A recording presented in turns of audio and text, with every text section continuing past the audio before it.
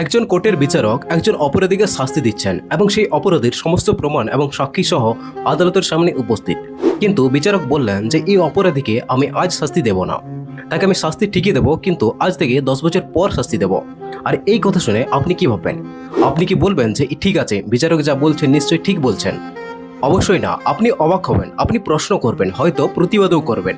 কারণ আমরা সবাই জানি ন্যায় বিচার যদি দেরিতে হয় সেটা অনেক সময় অন্যায় হয়ে যায়। কিন্তু এবার আপনি অন্যভাবে একটুকু বিষয়টাকে ভাবুন। যদি আপনাকে বলা হয় একজন মানুষ তার জীবনে অনেক অন্যায় করেছে, অনেক খারাপ কাজ করেছে, কিন্তু ওই ব্যক্তিকে তার এই জীবনে তাকে শাস্তি দেওয়া হবে না, তাকে শাস্তি দেওয়া হবে কিন্তু তার পরের জন্মে। আর তখন আমরা কি করি? আমরা চুপচাপ হয়ে যাই, আমরা প্রশ্ন করি না, আমরা প্রতিবাদও করি না, এবং এই বিষয়টিকে আমরা খুব সহজেই বিশ্বাস করে নিই যে হ্যাঁ ঠিক। যখন এই কথাটাই একজন বিচারক বললেন তখন আমরা বললাম যে এটা ভুল, এটা অন্যায় করা হচ্ছে, এইভাবে বিচার করা হয় না।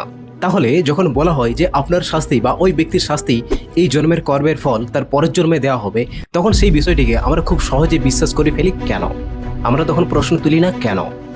এটা কি সত্যি আসলে ন্যায় বিচার, নাকি আমাদের মন শান্ত রাখার জন্য একটা কাল্পনিক ভ্রম বা কাল্পনিক গল্প বলতে পারেন? এই প্রশ্নের উত্তর হয়তো প্রত্যেকের কাছে আলাদা আলাদা হতে পারে, কিন্তু একটা জিনিস সত্য, প্রশ্ন করা কখনো ভুল নয়, কারণ প্রশ্ন থেকে সত্যের সূচনা হয়।